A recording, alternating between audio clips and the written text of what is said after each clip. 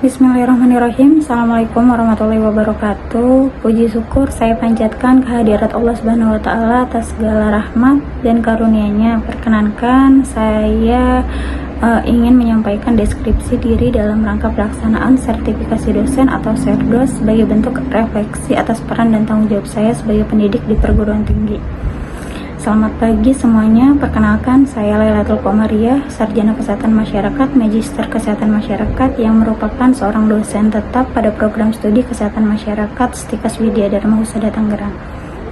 Saya telah aktif dalam kegiatan pembelajaran, penelitian, dan pengabdian kesehatan masyarakat dengan fokus utama pada bidang kesehatan lingkungan, khususnya pengelolaan limbah. Dengan latar belakang akademik di bidang kesehatan masyarakat, peminatan kesehatan lingkungan, saya berkomitmen untuk membentuk lulusan yang kompeten, peduli lingkungan, dan mampu memberikan solusi terhadap permasalahan limbah di masyarakat. Salah satu mata kuliah yang saya pilih untuk melengkapi poin pengajaran dalam Tridharma Perguruan Tinggi sebagai syarat PDD UKT-PT sertifikasi dosen yaitu pengelolaan limbah domestik dan industri B3 dan non B3. Mata kuliah ini merupakan bagian penting dalam peminatan kesehatan lingkungan dan ada beberapa materi-materi yang akan dibahas terkait yang pertama yaitu terkait prinsip-prinsip dasar dan teknis dalam pengelolaan limbah rumah tangga atau domestik serta limbah dari kegiatan industri termasuk yang tergolong sebagai bahan berbahaya dan beracun atau B3 maupun non B3. Fokus utama diarahkan pada dampak limbah terhadap kesehatan manusia dan lingkungan serta strategi pengendalian sesuai dengan pendekatan promotif dan preventif dalam kesehatan lingkungan. Mata kuliah ini merupakan salah satu mata kuliah wajib semester 6 dengan 2 SKS. Perkuliahan ini menggunakan pendekatan blended learning yang mencakup tatap muka di kelas untuk diskusi konsep, teori, dan studi kasus. Kemudian ada juga kegiatan daring atau online untuk penugasan dan forum diskusi melalui LMS jaringstikas.wdh.ac.id. Selain itu ada observasi pengelolaan limbah di masyarakat atau instansi. Sebagai pengampu mata kuliah pengelolaan limbah, saya berperan dalam merancang dan melaksanakan proses pembelajaran yang berorientasi pada pencapaian kompetensi mahasiswa dalam memahami, menganalisis, dan memecahkan permasalahan limbah domestik, medis, dan industri secara holistik dan berkelanjutan.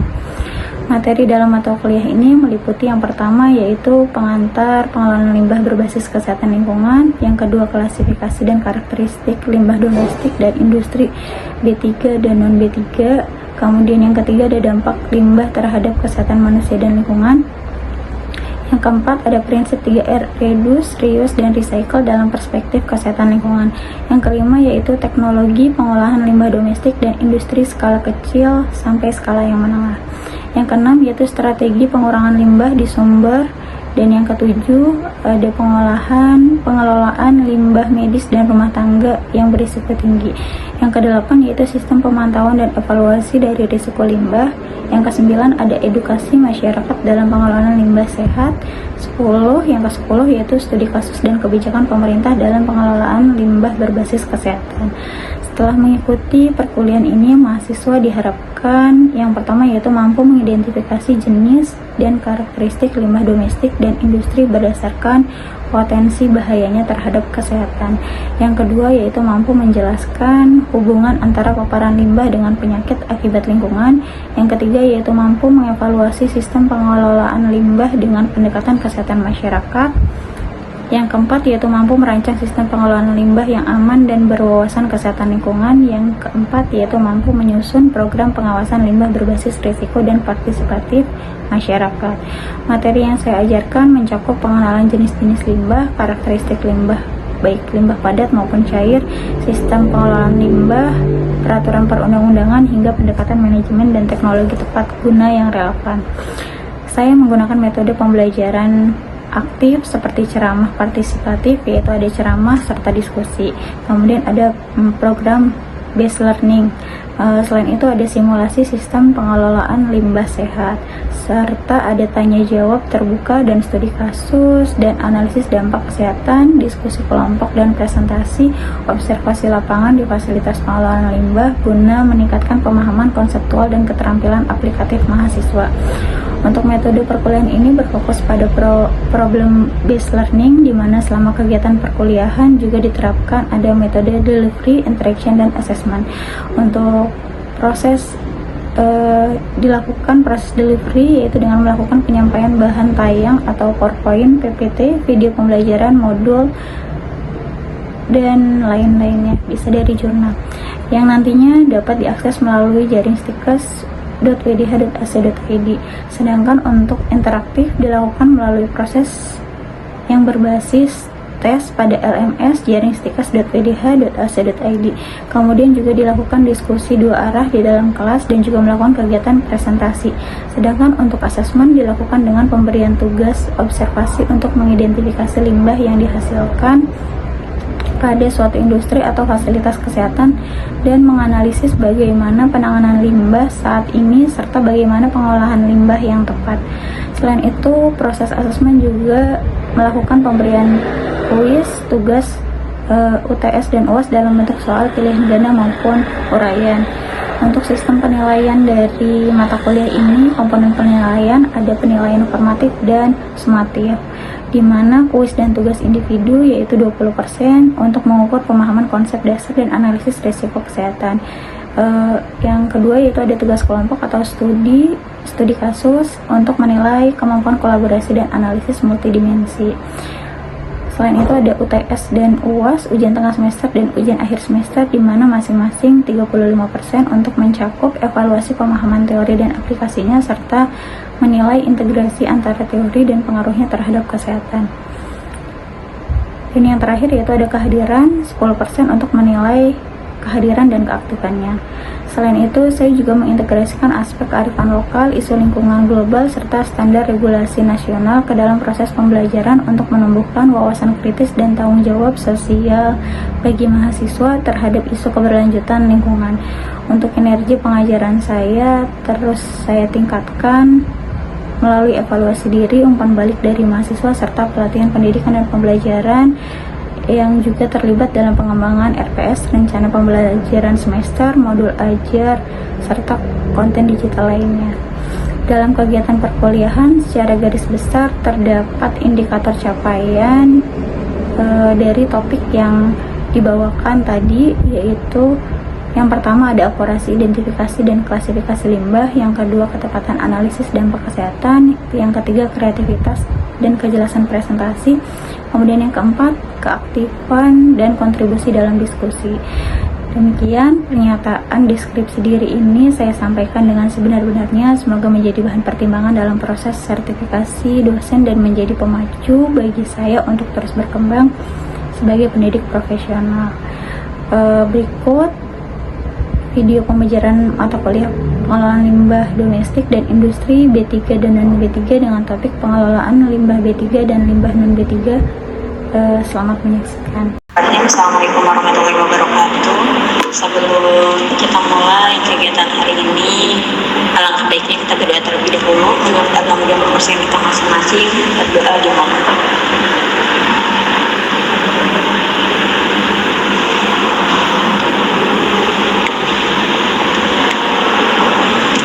Berdoa selesai. Oke, sebelum kita melanjutkan ke materi pertemuan minggu ini, kita akan review materi-materi di pertemuan sebelumnya ya, di mana sudah dijelaskan terkait dari Permen RHK nomor 19 tahun 2021 terkait tata cara pengelolaan limbah non B3, di mana dijelaskan B3 kemarin itu dijelaskan bahwa B3 ini adalah zat energi atau komponen lain yang karena sifat, konsentrasi, atau jumlahnya baik secara langsung maupun tidak langsung bisa mencemarkan atau merusak lingkungan hidup, kemudian bisa juga membahayakan lingkungan hidup, kesehatan, serta kelangsungan hidup manusia dan makhluk hidup lainnya. Selain itu,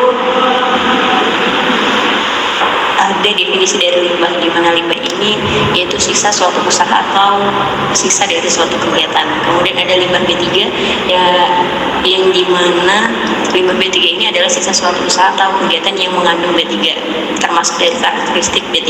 Sedangkan limbah non B3 berarti sisa suatu usaha atau kegiatan yang tidak menunjukkan dari karakteristik limbah B3. Setiap orang ini atau perseorangan atau badan usaha, baik yang berbadan hukum maupun yang tidak berbadan hukum, ini disebut semuanya mereka harus mematuhi terkait pengelolaan limbah. Kemudian penghasil limbah non B3 yaitu setiap orang yang karena usaha atau kegiatannya ini bisa menghasilkan limbah non B3. Selain itu, kita juga sudah bahas terkait pemanfaat dari limbah non B3, di mana setiap orang ini yang melakukan kegiatan pemanfaatan limbah non B3. Jadi ada pengumpulan dari limbah non B3, kemudian ada pemanfaatannya juga. Pemanfaatan langsung limbah non B3 adalah pihak lain yang memanfaatkan dari satu jenis limbah non B3 secara langsung dalam proses produksi ataupun dari suatu kegiatan. Selain itu, minggu lalu itu kita bahas terkait penimbun dari limbah non B3, di mana setiap orang yang melakukan kegiatan penimbunan limbah non B3 ini disebut penimbun limbah non B3. Kemudian ada pengurangan limbah non B3, di mana pengurangan tersebut pengurangan dari jumlah atau volume limbah non B3 yang dilakukan sebelum atau sesudah limbah non B3 dihasilkan. Kemudian ada penyimpanan limbah non B3, di mana ini kegiatan penggunaan kembali, bisa didaur ulang atau perolehan kembali yang bertujuan untuk mengubah limbah non B3 tadi menjadi produk yang bisa digunakan kembali dengan cara yang aman bagi kesehatan kita, kesehatan manusia dan lingkungan hidup. Kemudian penimbunan limbah non B3 ini yaitu kegiatan yang menempatkan limbah non B3 pada fasilitas penimbunan dengan maksud tidak membahayakan kesehatan manusia dan lingkungan hidup. Untuk fasilitas penimbunan dari akhir limbah non B3 ini yaitu kegiatan yang berupa lahan yang telah memenuhi persyaratan teknis dan lingkungan. Kemudian ada persetujuan dari lingkungan, di mana ini keputusan dari kelayakan lingkungan hidup atau pernyataan kesanggupan pengelolaan lingkungan hidup yang telah mendapatkan persetujuan dari pemerintah pusat atau dari Pemda, pemerintah daerah. Sedangkan ada menteri yang bisa menyelenggarakan urusan pemerintahan di bidang perlindungan dan pengelolaan lingkungan hidup. Kemudian ada Dirjen, Direktur Jenderal yang menjabat sebagai pimpinan tinggi media yang membidangi urusan pengelolaan limbah non B3. Selain itu juga kita bahas terkait Permen LHK nomor 9 tahun 2024, di mana di Permen LHK nomor 9 tahun 2024 ini menjelaskan pengelolaan sampah yang mengandung B3. Kalau tadi kita bahas terkait limbah non B3, untuk saat ini kita bahas terkait sampah yang B3, di mana sampah ini yaitu sisa kegiatan sehari-hari manusia atau dari suatu kegiatan yang memiliki proses alam yang berbentuk padat. Pengelolaan sampah ini kegiatan yang sistematis secara menyeluruh dan berkesinambungan yang meliputi ada pengurangan dan penanganan sampah.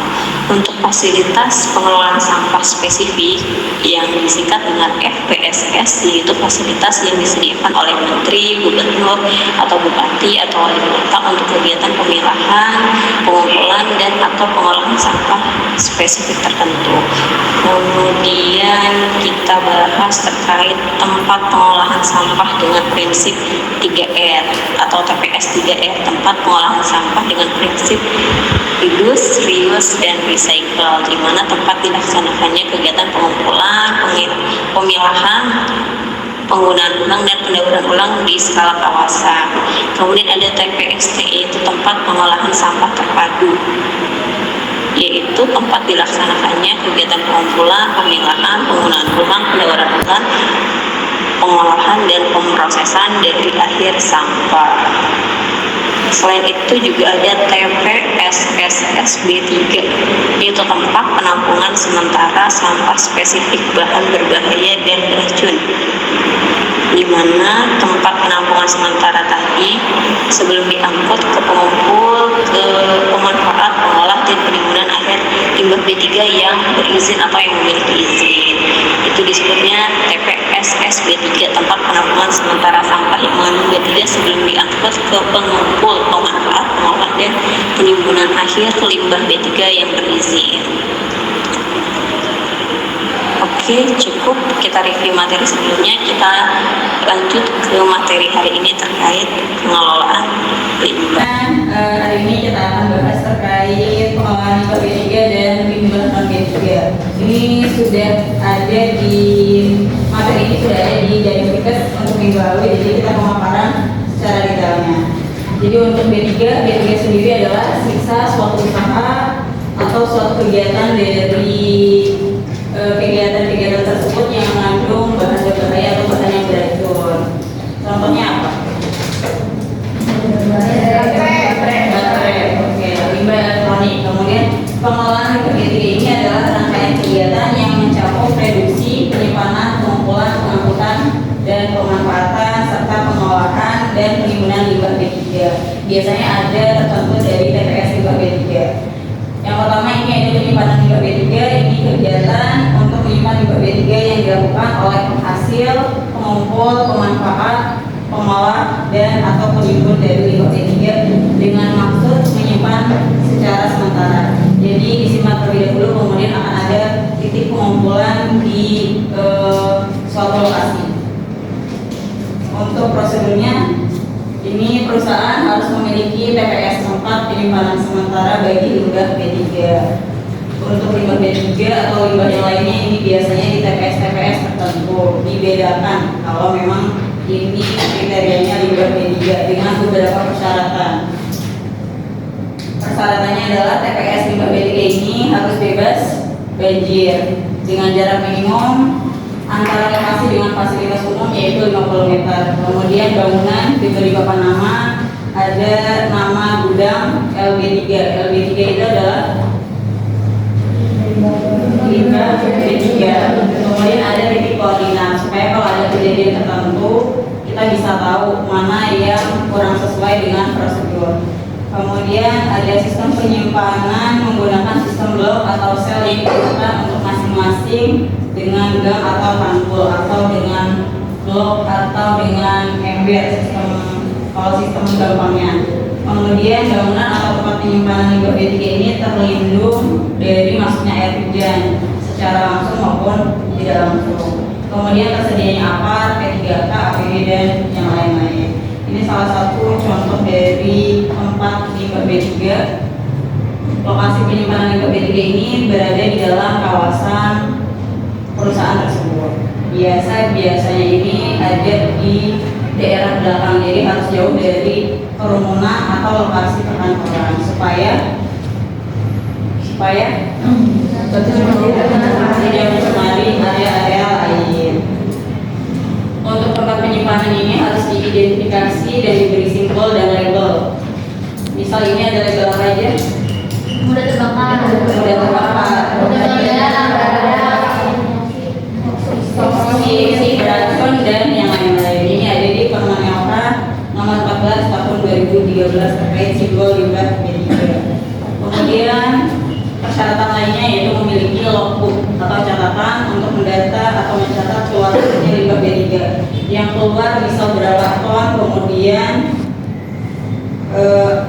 ketika penyimpanan atau penimbunan apakah masih sama atau tidak. Persyaratan lainnya yaitu perusahaan harus melakukan identifikasi terhadap sumber yang berpotensi menghasilkan limbah B3.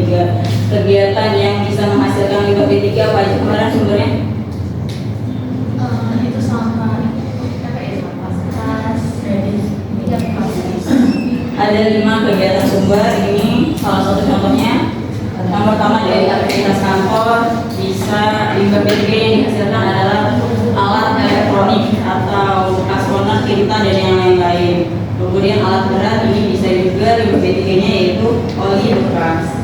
Kemudian di bagian poliklinik, medis, alat medis ataupun lampu.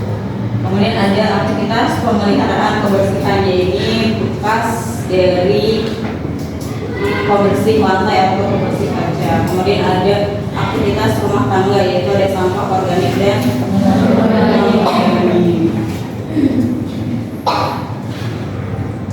Selain itu, perusahaan ini harus mengajukan surat permohonan kepada BLH, Badan Lingkungan Hidup Daerah, dilengkapi dengan dokumen-dokumen tertentu.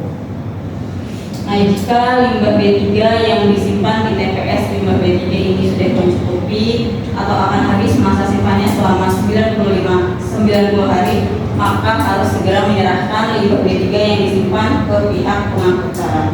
Jadi ada masanya menyimpan ini selama 90 hari, lebih dari itu wajib diangkut.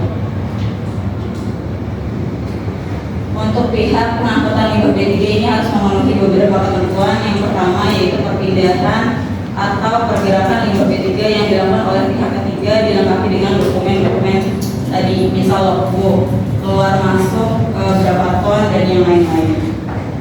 Pihak ketiga yang penerima limbah B3 ini harus memiliki izin sesuai dengan ketentuan, yaitu izin pengelola limbah B3, baik di titik membuat laporan pengelolaan limbah B3 yang dilakukan secara triwulan.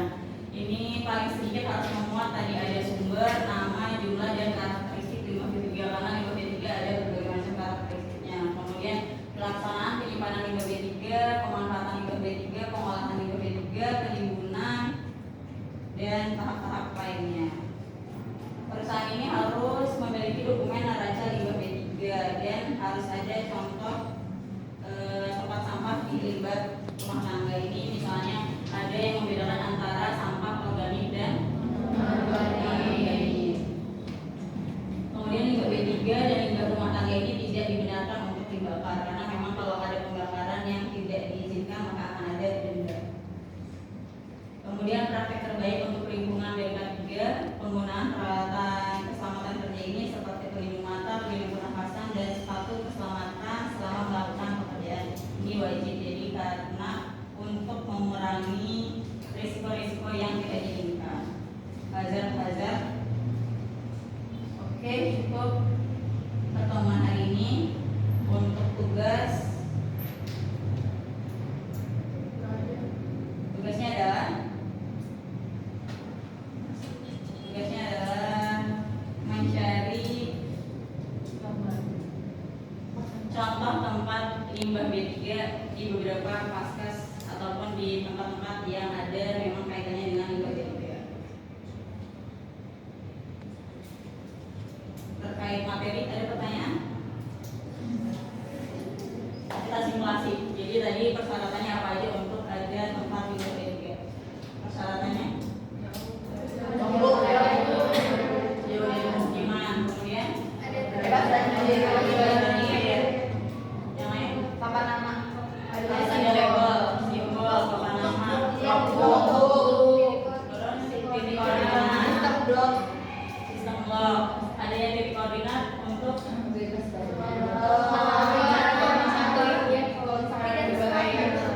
Kalau memang ada ketidaksesuaian, berarti ada penomoran tertentu, itu dilihat dari titik koordinat. Oke, cukup ya. Tugas dikumpulkan 2 minggu ke depan untuk observasi tadi terkait tempat limbah individu. Oh iya, tugasnya adalah kelompok. Kelompok yang kemarin, Bu. Kelompok yang baru, kelompok yang seperti biasa. Ada lagi pertanyaan?